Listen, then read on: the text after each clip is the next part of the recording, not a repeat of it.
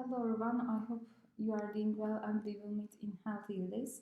Welcome to our paper presentation named as Analytical Delay Model of Virtual CPU for 5G eMBB services in SD-CDN. I am the corresponding author as Assistant Professor Dr. Müge Özçevik from Software Engineering Department of Manisa Celal Bayar University, and my colleagues are Ferdi Tekçe and Fırat Karapınar from Untitled Company in Istanbul. Let's look at the outline of the presentation. First of all, we will give motivation and contributions of the paper. Then we continue with proposed system model, performance evaluation, and we will conclude the presentation by feature work. Let's start with the motivation of the paper. The contents of the 5G new radio has eMBB, URLC, and MMTC contents.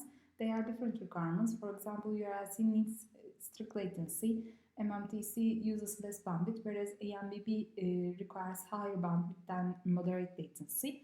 In order to handle these different requirements, they are routed over by content delivery network that has customer premises equipment in edge network, branches in fog, and cloud service in cloud network.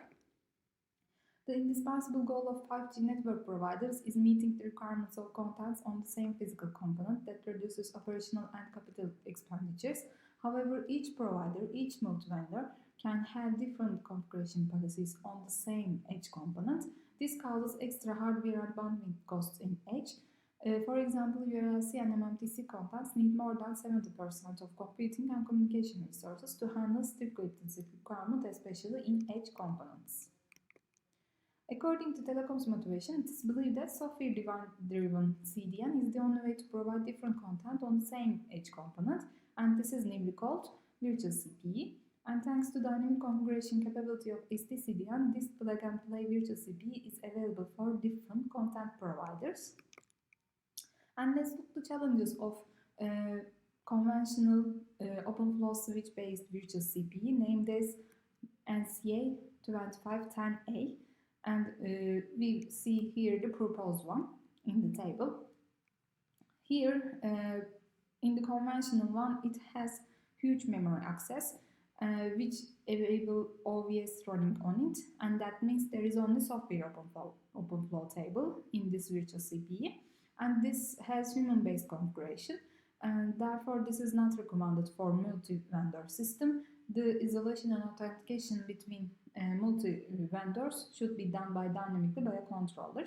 In the proposed one, we have both hardware and also software OpenFlow tables. We put TCAM on CPU in order to handle this.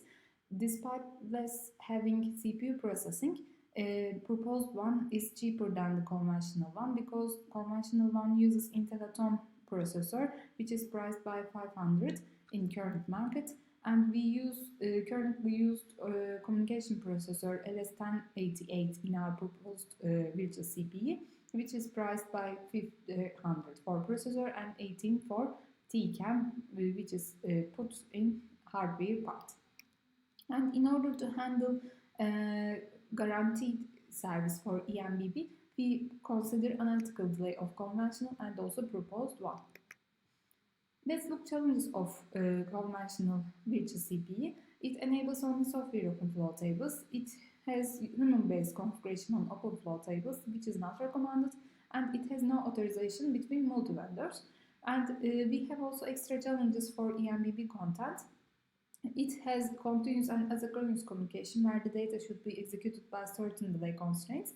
It is nimbly carried by a quick protocol that reduces the round-trip time of stream, but this uses more duplicate packets in downlink stream, and eMBB can result higher traffic intensity than before.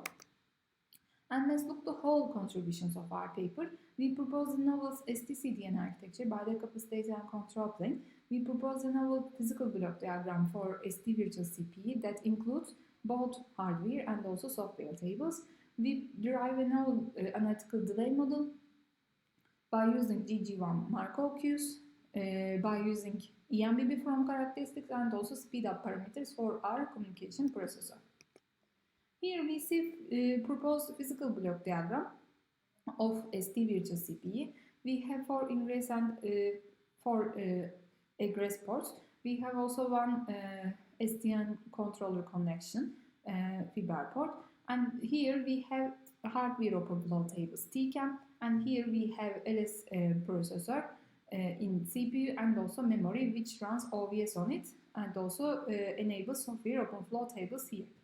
Here the motivation is forwarding at least 80% of incoming flows over only TCAM, and the remaining one are routed by CPU and also software open flow tables. Therefore, we guarantee the analytical delay of EMBB. This is the analytical monocle model of conventional and also proposed SD virtual CPU. In the conventional one, we have ingress and egress processing delay in hardware part, and it has CPU processing delay in software part. But in proposed one, we have again ingress and egress processing in hardware part. We have TCAM processing in hardware part. But if there is no hit in TCAM for an incoming flow, we have also CPU processing delay with probability 1 minus P. P is here hitting ratio of the flow header in TCAM, and therefore we try to keep P at least 80% here in order to guarantee delay performance for EMBB services. This is the last version of our analytical model, and by adding EMBB flow characteristics and also speed up parameters, as you can see, and you can see the details by our paper. This is our speed up of communication processor. According to Andas law, we have two heuristics for speed up. Heuristic 1 defines DPAA based speed up. That means it uses kernel space resources in order to forward packets in OVS part. And we use also heuristic 2 hyper-threading based approach. That means parallelism in CPU processing in order to forwarding flows again. By using both of them, we can have at most 23 acceleration on communication processor. Let's look the performance results. Here we see the P effect on analytical delay in proposed virtual CPU. In x-axis we have increased arrival rate according to video resolution, and in y-axis we see analytical delay. Here P can be between 0 and 1, where the P is hit ratio in TCAM. When P1, the best analytical delay is obtained, but this is not realistic because all flow cannot be handled by TCAM in our proposed model. Therefore, we try to keep it at least 80%, and it has an approximately 1 millisecond decrease for a high resolution, which cannot be neglected while considering end-to-end delay of a flow. Here we have simulation results according to simulation time and delay. Here as low resolution, the proposed SD virtual CPU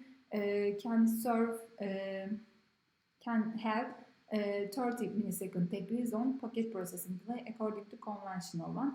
As the resolution is increased, we have at least 2 millisecond decrease on packet processing delay, which cannot be neglected, and delay on flow processing while the video resolution increased.